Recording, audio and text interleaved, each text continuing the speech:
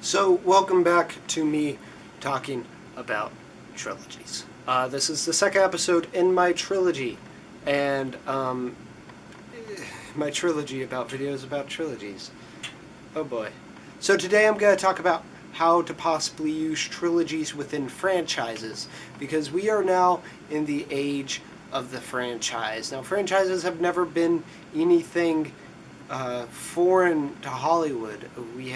There have always been familiar archetypes. You could even say that the Marx Brothers and Charlie Chaplin, that they were franchises, even though they weren't completely the same thing.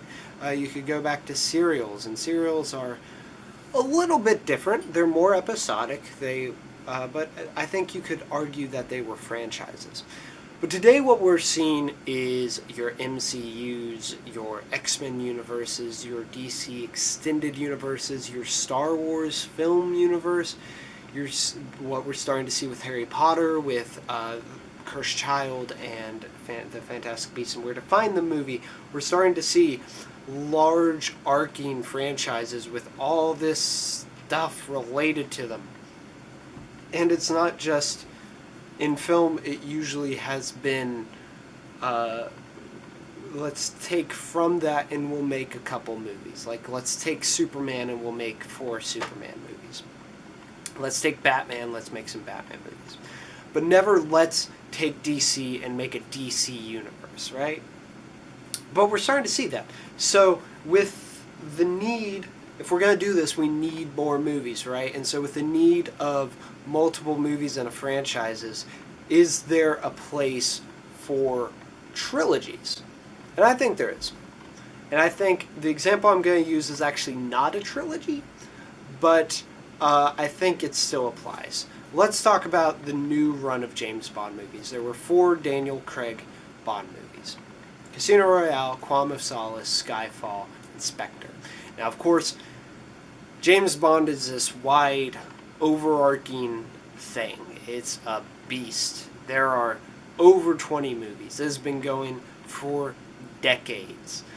So it's a pretty big franchise. But what they did was they kind of did a soft reboot with Casino Royale, possibly a prequel, but you can also see it in context of the other movies if that's the way you'd like to do it, and just then recontextualize the movies and make your own headcanon for how him fighting the Russians would fit into him, battling freedom fighters and terrorists and stuff like that. What they did was pretty simple. They, within this overarching thing, they took their little bit of it and they made what's effectively a character arc trilogy. There are 4 movies, but it still operates as a trilogy. If we look at Casino Royale and Quantum of Solace as one movie, because Quantum of Solace does not affect Skyfall and Spectre in the way that Casino Royale does, but it ties up some of the loose ends from Casino Royale. So that's our first movie. Then we have Skyfall, and then we have Spectre. And it operates like that while still being able to fit into the whole thing. And what it does is it just selects this part and says, this is going to be this trilogy. And then we're going to continue it. We're still getting Bond movies. You still have the old Bond movies. This is not separate. It's in the Bond canon. You still get the theme song. You still get the gunshot in the barrel at the beginning. You still get all these staples of the Bond movies. But for now, this is our trilogy. And that's how I would like to see franchises do it. To have mini sagas and mini trilogies inside the macro franchise. Another example of this is Iron Man. Even though that one's kind of a roller coaster of quality, the Iron Man trilogy does do this. It explores Tony Stark's beginnings and how he uses power and how he mistreats power as the billionaire. Second one talks about how he should handle it as a superhero, and more importantly, a singular superhero. And then the third one affects, like, okay, how I am now part of this huge establishment, this huge power structure. How do I deal with that as a human being? So it has a common theme, I think if you were more willing than I am to rewatch the movies and chart slope, you could do a 3-act structure to it.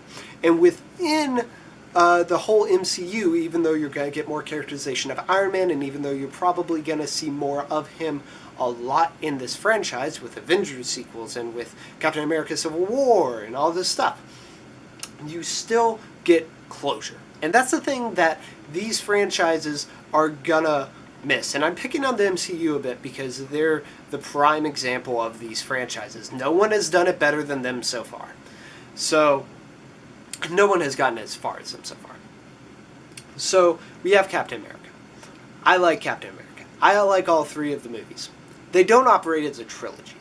They are 3 separate stories.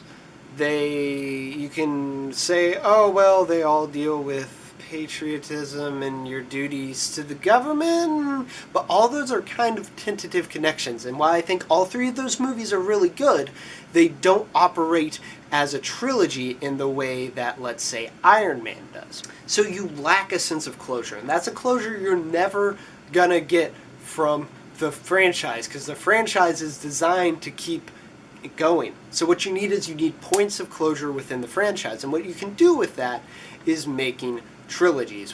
What I care about is having points in the trilogy where you have reference points to closure and to story, and that each of those trilogies builds on each other while staying their own unique thing. It's an interesting place for trilogies right now, fitting in with the franchise world. So guys, I will see you tomorrow when I will talk about some of my favorite trilogies.